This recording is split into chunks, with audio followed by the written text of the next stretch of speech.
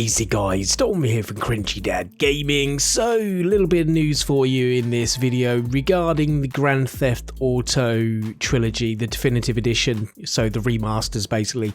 They launched earlier this month, and as you guys may be aware of, if you've either played the game or been keeping an eye on social medias and other forums about the game, it's had a really bad launch with a plethora of bugs and graphical glitches, just from what looks like a really lazy effort put into the remasters in terms of the finer details. So yes, on the surface the games do look a lot cleaner when you're looking at them, but when you scrutinize the level of detail, it's when you notice there's not really been much love put into the games. One could say that they've probably been AI upscaled with very little quality control, which is a little bit frustrating for someone like me who was trying to get into these remasters with the same level of enthusiasm from what I can remember having playing the originals back in the day on console when I was a little bit younger and a little less grey. So for me, there was a lot of, reminiscing involved in playing these games, and I was really let down. And to be honest with you, I've not played the games since, the first day that it was released. I managed to play 3 hours, I think, of San Andreas before they were removed from PC. And then once they did relaunch again, I managed to play a little bit of the other two, Vice City, which is my favourite, and then GTA 3 as well. And just really let down by the overall standards that Grovestreet Games have put into the remasters. And the CEO of Grovestreet did actually put a bit of a dick tweet out there, to be honest with you, saying he's enjoying the scrutiny his company's getting with the remaster, which I thought was certainly the wrong angle to come in, to be honest with you. It's almost like he's kind of sticking his finger up saying, we don't really care. Do you know what I mean? Ha ha ha. But then today, Rockstar have tweeted out giving us a little bit of information about what's happened with the trilogy, and they're addressing people's dissatisfaction. I'm just going to read this through for you now. You can find this by going to the Rockstar Games Twitter page. It's their pinned tweet at this point in time. So I'll read through for you guys. So, hi everyone, we want to provide an update regarding the unexpected technical issues that came to light as part of the launch of Grand Theft Auto, the Trilogy, the definitive edition. Firstly, we want to sincerely apologise to everyone who has encountered issues playing these games. Great, we was waiting for this.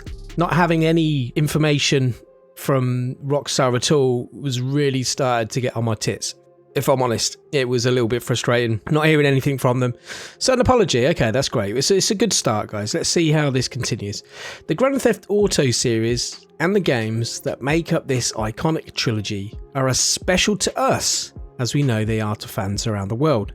The updated versions of these classic games did not launch in a state that meets our own standards of quality, or the standards our fans have come to expect.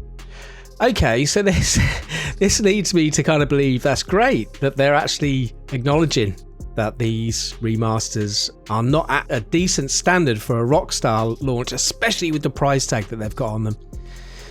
But why wasn't Rockstar doing quality control? Surely Rockstar would have had to have done quality control on these games. Surely their own staff would have played these. Did they not? Did they just completely trust Grovestreet to do it all and just put it out there and just not even played them? I really don't know.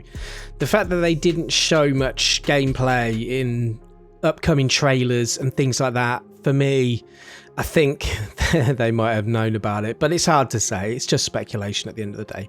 However, they are admitting that they're not happy with what Grovestreet have done with the games. And if I'm totally honest with you, I've seen a lot of modders out there that are not even getting paid who have done better looking mods than what Grovestreet have done. Rockstar, you should have employed some of these modders guys to do the work. Do you know what I mean? And actually paid them the money, because they seem to have more of passion and more attention to detail.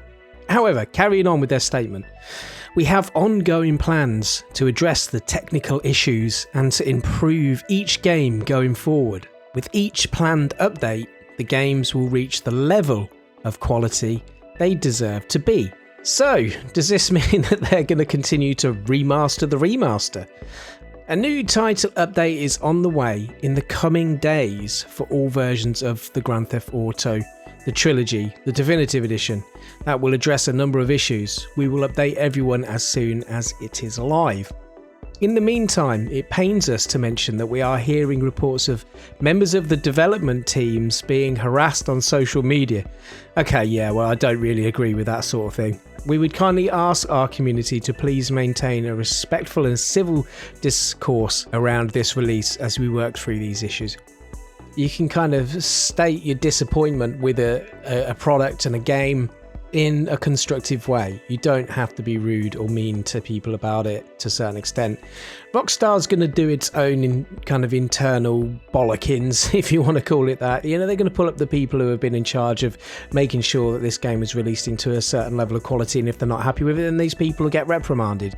They don't need people on social media harassing them. At the end of the day, you don't know what sort of time frames they were working within. If the higher ups, who are the ones really trying to rake in the money, are the ones trying to rush it out the door when it's not ready, the people actually doing the kind of development and the coding don't always have a say in this sort of thing. So harassing them on social media is not going to make any difference, you know, at the end of the day. So yeah, just lay off them guys, you know, just give them a bit of space. They know they've done a shit job, I'm sure, and I'm sure they're kicking themselves about it as well, but you know, that's just how it is.